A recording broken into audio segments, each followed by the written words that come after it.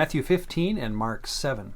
Well, we've heard it mentioned in all three synoptics before this reading, the word mystery, the idea of the mystery of the kingdom of heaven or the mysteries of the kingdom of God.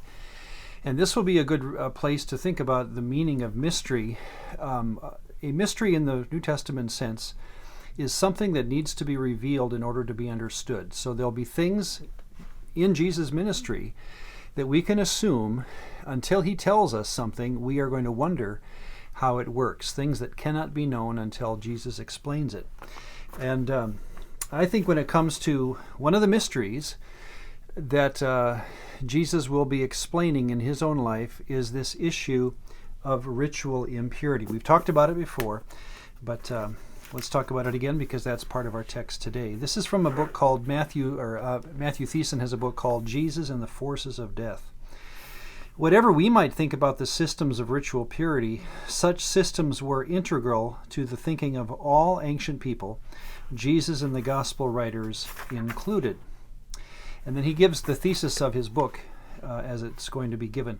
According to the gospel writers, said Thiessen, when Jesus meets someone having ritual impurity, he removes the source of that impurity from the person's body. In other words, Jesus does not abolish the ritual impurity system. Rather, he abolishes the force that creates the ritual impurity in the person he meets.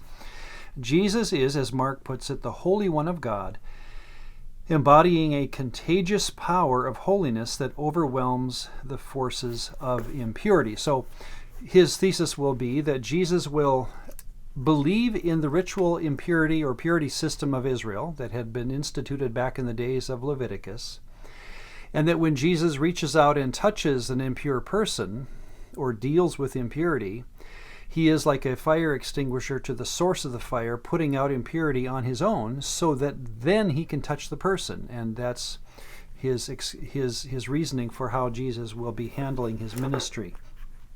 Here's how it... Here's some of the logic that he'll be using in this book. The Jewish purity system was protective and a benevolent system intended to preserve God's presence among his people, a presence that could be of considerable danger to humans if they approached God wrongly. Access to sacred space was heavily restricted, not out of a lack of compassion, but out of the belief that this holy God not only was merciful and loving, but also was a powerful force that could be dangerous. So again, what he's going to be arguing for is that Jesus believed that, yes, Yahweh was dangerous, and he uses the quotation from The Lion, the Witch, and the Wardrobe. Remember this good one. Then he isn't safe, Mr. Beaver asks. Safe? Don't you hear what Mrs. Beaver tells you? Who said anything about safe? Of course Aslan isn't safe, but he's good. He's the king, I tell you. The idea that God is not safe, but he is good, is his illustration.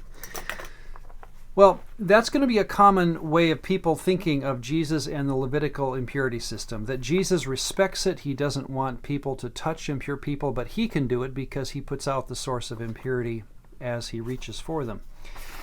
Here is my discomfort with that is this. Let's go back to two of the stories that we've just had in Luke. Luke 7:14. Then Jesus came and touched the coffin, the open coffin, and he said to the young man, I say to you, arise. So Jesus touches a dead boy's coffin.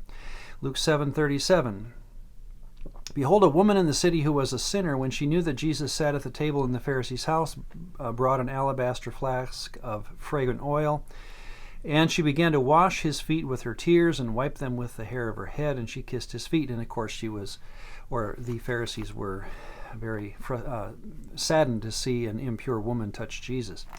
So here's the question. Jesus certainly felt he could touch an impure coffin, and he felt he could be touched by an impure woman.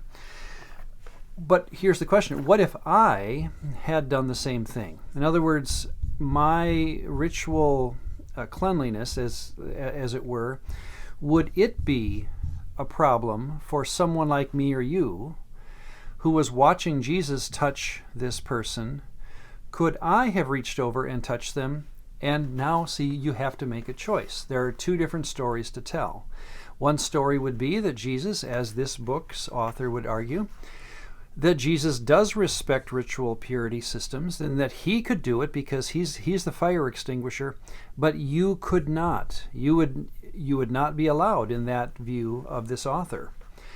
The other way of looking at it would be, and this is the view I'd recommend, based on just how, as I've test-driven this view through the Gospels, I'm telling you now what I'm thinking that works well. What Jesus is doing when he touches an impure person, he's inviting me into his story. He's saying, what I want you to do is realize that ritual impurity is passé. We do not need to go down this path of believing that you can't touch someone because they are impure.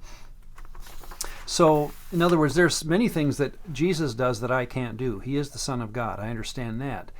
But when it comes to understanding what Yahweh meant when he said, I would rather have mercy than sacrifice, this is that. The idea that I can love my neighbor as myself and reach out and touch even an impure person. And here's thus in Mark 7, today's reading. When he had called all the multitude to himself, he said to them, hear me, everyone, and understand. Jesus' way of saying, guys, this is big stuff. Here's what I'm going to recommend. There is nothing that enters a man from outside which can defile.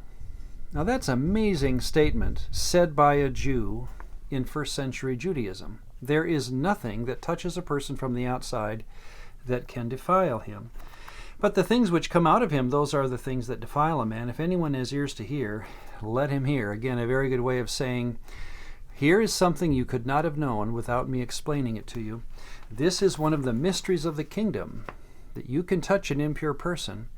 And it's a mystery Jesus is saying, I'm inviting you to enjoy along with me.